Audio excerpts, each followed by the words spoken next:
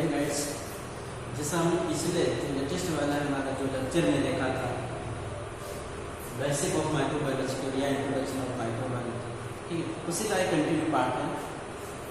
हम इस continue part में हम what is microbiology and definition और माइक्रो ऑर्गेनिजम्स के प्रकार या टाइप्स ऑफ माइक्रो ऑर्गेनिज्म, ये हम पिछले लेक्चर में हम पढ़ चुके थे।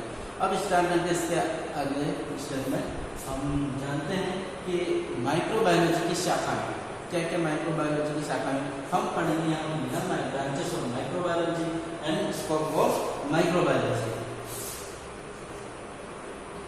इस दो पॉइंट को हम लेकर अब आगे बढ़ते हैं। हम जानते हैं कि ब्रांचेस ऑफ माइक्रोबायोलॉजी की शाखाओं का अध्ययन हम करेंगे। ये दो शाखाएं होती है। फर्स्ट शाखा इसके जो ब्रांच होते हैं बेसिक माइक्रोबायोलॉजी के अंतर्गत है, तो दूसरी होती है अप्लाइड माइक्रोबायोलॉजी। बेसिक माइक्रोबायोलॉजी का अगर हम इसका अध्ययन करते हैं उसके अंतर्गत होता है हमारा सबसे पहला बैक्टीरियोलॉजी। पिछले लेक्चर में हमने बैक्टीरिया के बारे में पढ़ा था, ठीक है, यानी कि बैक्टीरिया के अध्ययन करने वाली शाखा को हम बैक्टीरियोलॉजी कहते हैं, जिसके अंतर्गत हम बैक्टीरिया का अध्ययन करते हैं। वो शाखा कहलाती है बैक्टीरियोलॉजी। बैक्टीरिया हर जगह प्रेजेंट होते हैं। दूसरी ओर माइकोलॉजी, ये भी पिछले लेक्चर में हम पढ़ लिया था माइकोलॉजी, ठीक है। और यहाँ पर हम बात करते हैं, इसको हम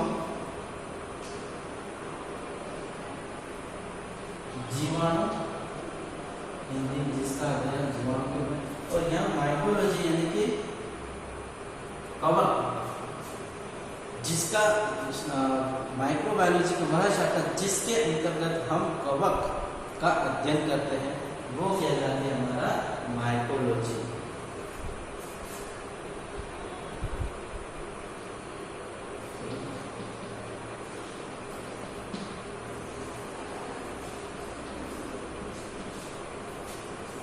फाइकोलॉजी के अंतर्गत हम फंजाई का अध्ययन करते हैं, जिसको हिंदी में कवक नाम दिया गया है। इसका मतलब ये होता है कि विज्ञान की वह ब्रांच होती है जिसके अंतर्गत हम फंजाई का अध्ययन करते हैं, वो कहलाता है हमारा माइकोलॉजी से माइकोलॉजी कहलाता है। दूसरी ओर आता है फाइकोलॉजी, यानी कि होता है एल्गी, जिस माइक्रोबायोलॉजी की वह शाखा जिसके अंतर्गत हम एल्गी या शैवाल का अध्ययन करते हैं, वो कहलाती है फाइकोलॉजी। दूसरी ओर प्रोटोजोलॉजी, जिसके अंतर्गत हम प्रोटोजोआ का अध्ययन करते हैं, उस शाखा को हम प्रोटोजोलॉजी कहते हैं। दूसरी ओर हम लेटेस्ट में पढ़ लिया था वायरोलॉजी, वायरस, वो शाखा जिसके अंतर्गत हम वायरस का अध्ययन करते हैं, वो वायरोलॉजी कहलाता है, ठीक है। अब दूसरी ये बेसिकली जो हमारा माइक्रोबायोलॉजी जो ब्रांच में होते हैं, ये मेन और बेसिक होता है। दूसरी तरफ होता है हमारा अप्लाइड माइक्रोबायोलॉजी। अप्लाइड माइक्रोबायोलॉजी में कम से कम 16 ब्रांच होती है, जिनको मेनली रूप से हमने कुछ पार्ट में डिवाइड किया गया है, जो कि है एग्रीकल्चर माइक्रोबायोलॉजी, जिसके अंतर्गत एग्रीकल्चर जो कृषि के रूप में उन्नति, उसकी कृषि के रूप में जो प्रोडक्ट है उसको तैयार करने में माइक्रो ऑर्गेनिजम्स का क्या इसमें रोल होता है, इसका अध्ययन हम एग्रीकल्चर माइक्रोबायोलॉजी में करता है। एग्रीकल्चर माइक्रोबायोलॉजी अगर बात करते हैं, क्योंकि आजकल जो हमारा कृषि प्रधान देश है, जहाँ पर कृषि अधिकतर 80% का जो अर्थव्यवस्था होती है कृषि से आती है, तो जहाँ पर हम बात करते हैं एग्रीकल्चर माइक्रोबायोलॉजी में, तो इसमें भी अगर हम स्कोप के तौर पे देखें तो काफ़ी स्कोप है, क्योंकि यहाँ पर जो एग्रीकल्चर जो कृषि होती है वो पूरी तरह से बायोस पे डिपेंड होती है। फर्टिलाइजर जैसे कि सोइल की उर्वरक शक्ति बढ़ते हैं, फर्टिलिटी जो इसकी होती है वो उसकी तेज होती है। तो ये एग्रीकल्चर माइक्रोबायोलॉजी में हम कर सकते हैं, जहाँ पर हम माइक्रो ऑर्गेनिजम्स का यूज़ करके हम एग्रीकल्चर कर सकते हैं, जिससे कि हम अधिक से अधिक उस प्रोडक्ट प्राप्त कर सकते हैं। वो होते हैं एग्रीकल्चर माइक्रोबायोलॉजी। दूसरा फूड माइक्रोबायोलॉजी, हमारे दैनिक जीवन के फूड के होते हैं, जो दैनिक जीवन में उसका यूज होता है और आवश्यकता पड़ती रहती है। तो ये बड़े लार्ज स्केल पर फूड माइक्रोबायोलॉजी का भी हम अध्ययन करते हैं। वहाँ पर फूड का जो प्रोडक्शन होता है वो लार्ज स्केल में हम माइक्रो ऑर्गेनिजम्स के द्वारा ही करते हैं, जो लार्ज स्केल पे यानी कि इंडस्ट्रियल लेवल पे होती है, उसमें हम फर्मेंटेशन के रूप में इसका निर्माण कर सकते हैं। तो फूड माइक्रोबायोलॉजी भी हमारी होती है।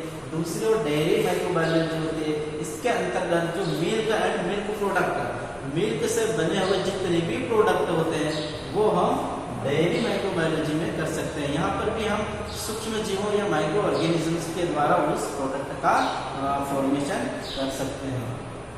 इंडस्ट्रियल माइक्रोबायोलॉजी, उसमें हम देखते हैं कि यह लार्ज स्केल वाली माइक्रोबायोलॉजी होती है, जिसमें इंडस्ट्रियल के रूप में, लार्ज स्केल के रूप में इसका अध्ययन करते हैं।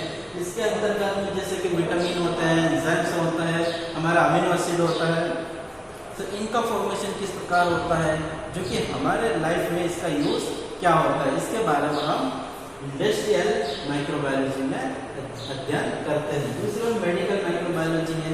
मेडिकल माइक्रोबायोलॉजी में आप काफ़ी अच्छी तरह से परिचित है, जहाँ पर मेडिकल से रिलेटेड जो स्कोप होते हैं या फिर जो फील्ड होती है, जैसे हॉस्पिटल होती है, पैथोलॉजी लैब होते हैं, डॉक्टर, ये सभी मेडिकल लाइन में आते हैं। तो मेडिकल माइक्रोबायोलॉजी में मेडिकल ब्रांच भी होती है। इसके अंदर हम डिसीज, बीमारियों का अध्ययन करते हैं, कौन सा ऑर्गेनिज्म कौन सी बीमारी को के लिए पोज करता है, कौन सा अप्लाई करता है उसको, हम इसके लिए हम मेडिकल माइक्रोबायोलॉजी में इसका अध्ययन करते हैं।